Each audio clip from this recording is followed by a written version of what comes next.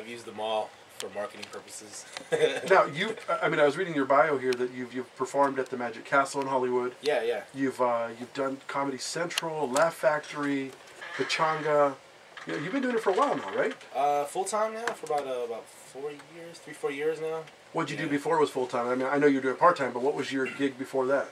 I was a pharmaceutical sales representative for.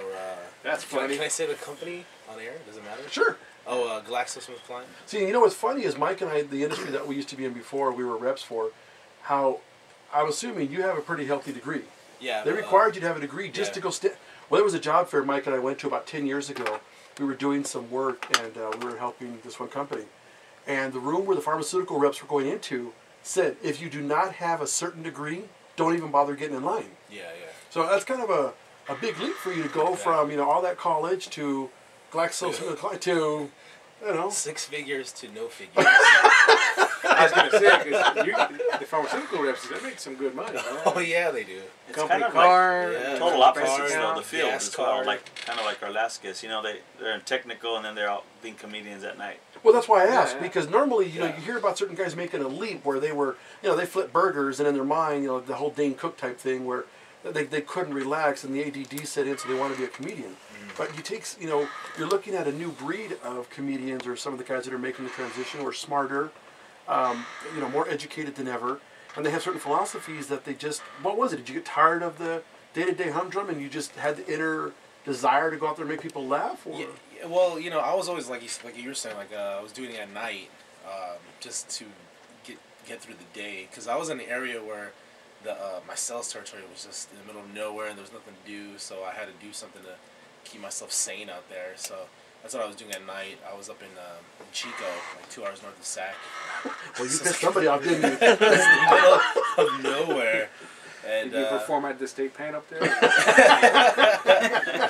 Who's cultivating like your background over there? Hey, so what was your drug of choice? That sounds bad. What was the drug you were pushing? Oh, well, I actually sold vaccines, so it was a more specialized product there. Wow, you really did upset somebody, didn't you? Because when Mike and I used to work in the medical offices, they'd always send in these model-looking women who I swear I don't know how they made it through college, but they'd be pushing one pill, which made sense. I mean, just give them a pretty chart to a pretty girl with one pill and say, go sell this to these doctors.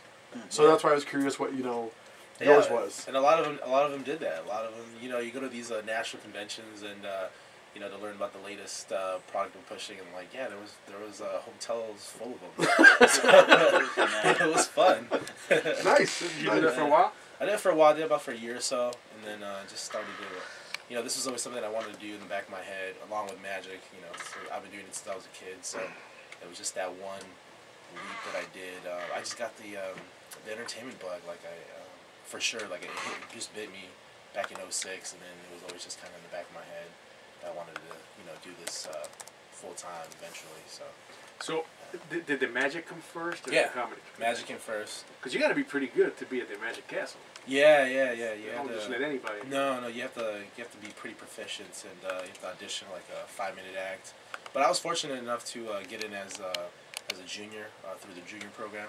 So I was 13 when I got in, and you know, just they kind of help you out. They kind of groom you. Just you do a lot of workshops, and they just critique your act. And so I was there from like 13 all the way to like 21. And once you graduate at 21, you become an adult member, and then you know you can just perform there regularly whenever you want to. Really. So you put in what 8 years, 7-8 years of being able to, you know, by the time they considered you proficient in it.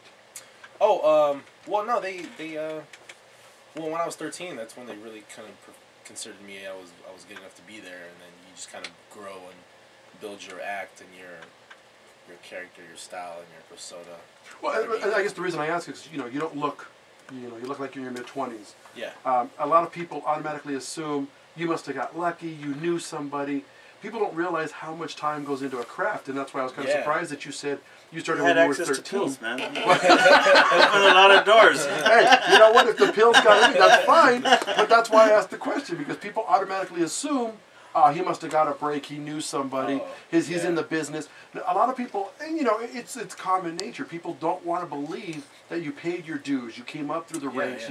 you did the dive bars. Maybe you exactly. you've had stuff thrown at you on stage. People just once you get to a certain level, they don't realize what the past was. So that's why I was curious. That, you say you've been doing it since you were 13. Well, no, actually, I got it when I was 13, but I actually started doing magic when I was 6. So like I was a kid just messing around with a magic kit and reading books, going to the library, hanging out at the magic shop, and then hanging out with the magicians, and then joined the magic club, and it was kind of like almost like the junior group at the castle. They kind of helped us and polish our acts and develop our routines and things like that. And then once that was done, then they let us helped us get into the castle, the magic castle for the junior program. So it was a few years even before I even got into the Magic Castle. So Justin, I read somewhere that by the age of 12 you were charging $75 an hour. Yeah, where'd you read that at? Is it true? Yeah, that was actually my first paid. We do our research on our guests. Where did you find that? That's weird. Yeah, my first paid show was I was 12 years old. Some kid's birthday party, and I think in Glendale. It was my mom's coworker's daughter or something like that. And they wanted like an hour show, and I was like, all right, $75. That should be cool, and that was a lot of money to me when I was 12. How many hours were you there for? I actually did an hour. It wasn't a good hour, but it was an hour. It was pretty good for a 12-year-old. I think. Can't beat it. So. But that's funny because of a 12-year-old. I'm thinking back to some of the friends that I had and some of the friends I have now. I mean, if Mike B had come to me at age 12 and said, hey, I want to show you some of my magic tricks, I'm telling you what, man, we'd be hosing him down. We know the kind of magic tricks Mike likes to talk about, so I mean, how'd you get your friends to listen at age 12? It was, in school, like I've always brought it with me in school, and I do it at recess, or I had a couple of teachers of mine would let me do it in class just for, I don't know, like a show and tell or something like that, and, they just let me, they were always pretty supportive of what I did, so I kind of just got the reputation as that's the magic guy. Oh, and I did a lot of talent shows in school too, so I did my acts there, and so so that either made you very popular or got you beat up a lot. What was it? I didn't get beat he's up. a black belt in martial arts, so he was okay. You're like, now you see me, now you don't. I was a pretty big, pretty husky boy. Hey, Phil, you notice that he's looking at me and you, but especially over that way. Hey, bro, I'm on the zone, man. I'm working on it, okay? We've been talking about this now. By the way, I wanted to share with you guys. Last night I was watching the news, and this is extremely serious business. Okay? There's a new virus. Okay? And I know for all of you who are in bed early, I know you're not about to see what I think you're going to say. That new virus says it's the reason I'm fat. Wow. Okay? I just wanted you to know that's what it's I don't know. Who cares? All I saw was Channel 4 say they were going to have coverage that they believe being fat is because I have a virus. We're going to go with that. You know what? I'm just going to say you are the virus. That's nothing to do with the fact that I eat wrong, don't exercise, and spend too much time behind a desk. No. Oh, it's a virus, Michael. They give it a name? Okay? I used to think it was a glandular problem. Yeah, it's called the Phil virus. Felipe de Longoria virus, right? Like the new hurricanes, Felipe de Longoria virus. So all I got to say is, you got to say what I say when people ask me if I'm in shape. I'm like, yeah, I'm in shape. My shape is round. Yeah, you got to go with that. I just still got some baby fat, man. Phil's starting his workout pretty soon. He's going to work out. What are they? Kettlebells or cowbells or what? Cowbells. They're not cowbells.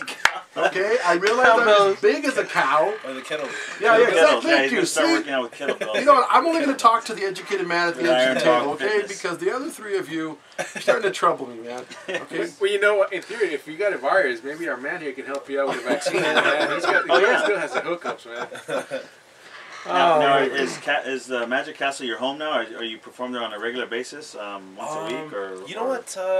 It's actually been quite a while since I've been booked there. It's just I was there a lot in the early 2000s, but then I've been, I was always in school, and then I started working, so it's been kind of not lately. And plus, I've been doing more comedy clubs now than the actual Magic Castle, so I've just been kind of doing that. The whole comedy circuit out here in LA, so. And then you incorporate your magic into your comedy act? Yeah, that's my and people respond to it good? People respond. I mean, they have to, because I usually pull up someone from the state, from the audience, and bring them on stage, and incorporate in the show somehow. So. Cool. So I have a question. Yeah. I know that you were on the Gong Show, if I'm not mistaken. Yeah. With Dave Attell. Dave Attell, yeah. What was that like? Pretty nerve-wracking because it was Comedy Central, and it was my first national television appearance. So, you know, I was hoping I didn't mess up because it was only one take. It was like, you know, a minute or whatever, and there was really no rehearsals. You kind of just waited in a room and you got ready, and then they're like, "Oh, you go behind these doors, and when it opens up, all right, you're ready to go." And I was like, It sounds a lot like this place. So he's ready. Yeah, so it was kind of nerve-wracking, but you know, I was kind of nervous on the show. I think you could tell on the video I was actually kind of nervous because they started talking to me after the show to the judges and all that, and it was kind of weird. But they started making fun of me and scoring me low. It was weird, so that's what happened. So where's the comedy circuit right now? Is where was it you went the other day, Arvin? The Improv? The Improv? The Yeah. Improv? Where's that anyway? Where's that? Well, they're all over Yeah, the place. There's like one in 5 in California, Brea, Irvine, Ontario, San Jose, Hollywood. See, he knows them better than I do. I've probably been to about half of those, not all of them. I know because I performed at all 5 of them. You just go there to eat and drink. I was gonna say something, but I won't. I was gonna say, when was the last time Marvin was at all 5 of them? Yeah, that's a good question. You know, so where do you go from here? I mean, now it's become a full-time job for you, or a full-time career, and the helps. I mean, you have aspirations? Are you happy with where you're at, or you know? No, not happy where I'm at. You want to take out Jay Leno or Letterman or something? Yeah, I always want to keep pushing the envelope. You know, just there's a lot more markets that I'm trying to hit, more colleges, cruise ships.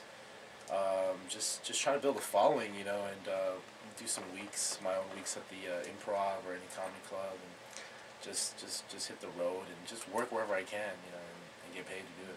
The cruise ship gig is the way to go. Yeah, I was gonna say, if you need somebody to carry your bags, you let us know, man. Well, no, I'm just saying, 'cause, you know, Mike B and I have been on several cruises, and that's one of the nights we look forward to. Yeah. And I always think, Hey, bro, is that where you got the it's virus? legal in California.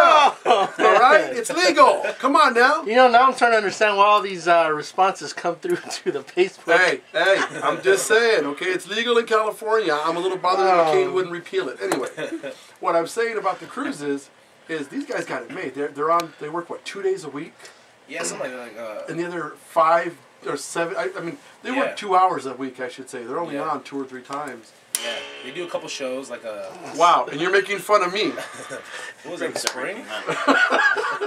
Are we still talking about California?